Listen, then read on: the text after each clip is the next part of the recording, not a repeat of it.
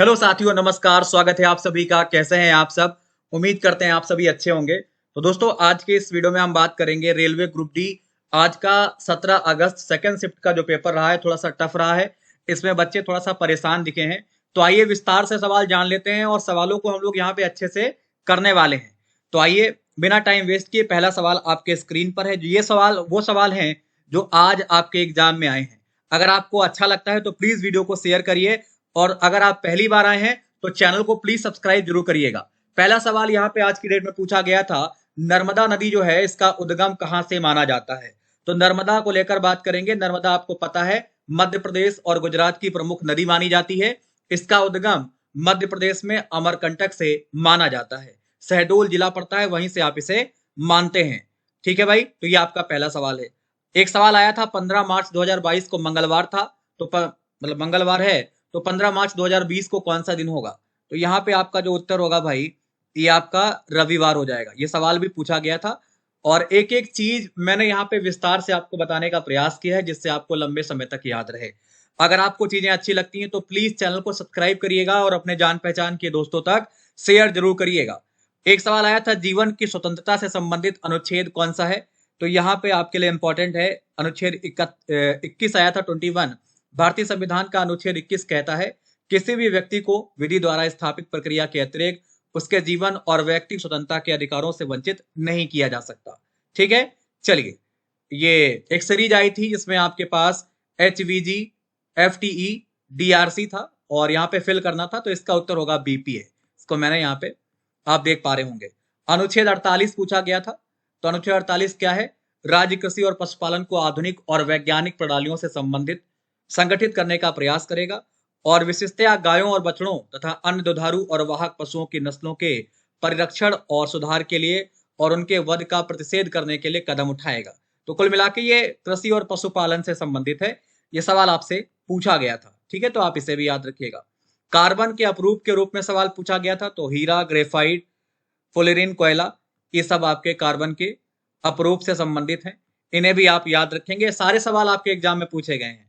हिजरी संवत की शुरुआत पूछी गई थी। तो हिजरी कैलेंडर का आरंभ 16 जुलाई 622 को हुआ। ऐसा कहा जाता है कि इस दिन इस्लाम के प्रवर्तक हजरत मोहम्मद मक्का छोड़कर मदीना को प्रवेश कर गए थे। इस घटना को हिजरत और हिजरी संवत चंद्रवर्ष पर आधारित मानते हैं। ठीक है, तो ये पॉइंट आपको याद रखना है। एक सवाल आपसे पूछा गया था, एनजीटी के चेयरमैन कौन है? उत्तर हो जाएगा आदर्श कुमार गोयल। ये सवाल भी आपसे पूछा गया था। एक सीरीज आई थी 3, 8, 18, 38, अगला बताना था आपको। तो इसका उत्तर होगा 78, 78। ये पॉइंट भी याद रखिएगा।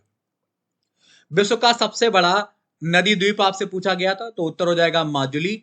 और यहाँ पे मैं माजुली लिखना भूल गया हूं शायद, तो आप माजुली लिख लीजिएगा।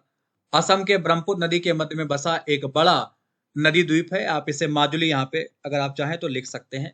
मैं इसमें लिखना भूल गया हूं, है ना। चलिए आप इसको यहाँ पे खुद से कर लीजिए, माजुली। आइए आगे बढ़ते हैं। मायोपिया का संबंध किससे है? तो निकट दृष्टि दोष, अवतल लेंस, ये आपको ध्यान रखना है। ये भी आपसे पूछा गया था। और एक सवाल पूछा गया था, वर्तमान मुख्य आर्थिक सलाहकार किसको हटाकर बने हैं?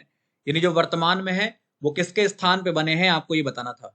तो सरकार ने अर्थशास्त्री वी अनंत नागेश्वर को मुख्य आर्थिक सलाहकार नियुक्त कर दिया है। अनंत नागेश्वर, इन्होंने केवी सुब्रमण्यम का स्थान लिया है। किसका? केवी सुब्रमण्यम। तो ये उत्तर आपको यहाँ पे देना था। तो ये पॉइंट आपको याद रखना है। अनंत नागेश्वर वर्तमान आर्थिक मुख्य सलाहकार हैं। आगे बढ़ते हैं। यूएनओ का मुख्यालय, तो ये आपको ध्यान रखना है, न्यूयॉर्क आपके लिए इंपॉर्टेंट है। एक सवाल पूछा गया था, रेडॉक्स अभिक्रिया क्या होती है? इसमें ऑक्सीडेशन और रिडक्शन दोनों होती हैं।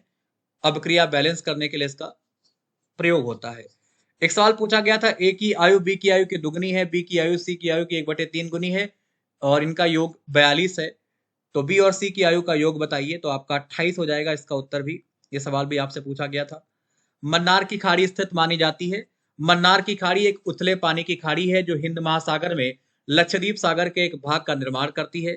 यह खाड़ी भारत के दक्षिण पूर्व सिरे और श्रीलंका के पश्चिमी तट के बीच स्थित मानी जाती है। तो भारत और श्रीलंका, ये सवाल आपसे पूछा गया था। द्रोणाचार्य पुरस्कार कौन से क्षेत्र में दिया जाता है? तो ये खेलों में प्रशिक्षण के लिए दिया जाता है, आप सभी जानते हैं। ठीक है।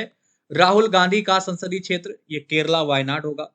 ये भी पूछा गया है, तो आप इसे भी ध्यान रखिएगा। आइए, संगाई हिरण कहाँ पाए जाते हैं? केबुल लामजाओ जो कि मणिपुर से संबंधित माना जाता है, तो वहां पर आपको ये संगाई हिरण देखने को मिलते हैं।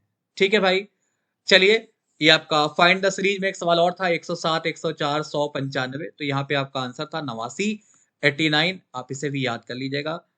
और एक सवाल पूछा गया था, ओलंपिक 2024 कहाँ पे होंगे? तो 2024 की बात करेगा तो पेरिस, 2028 की बात करेगा लॉस एंजल्स, 2032 की बात करेगा ब्रिस्बेन। ये सब मैंने आपके लिए यहाँ पे रखा है।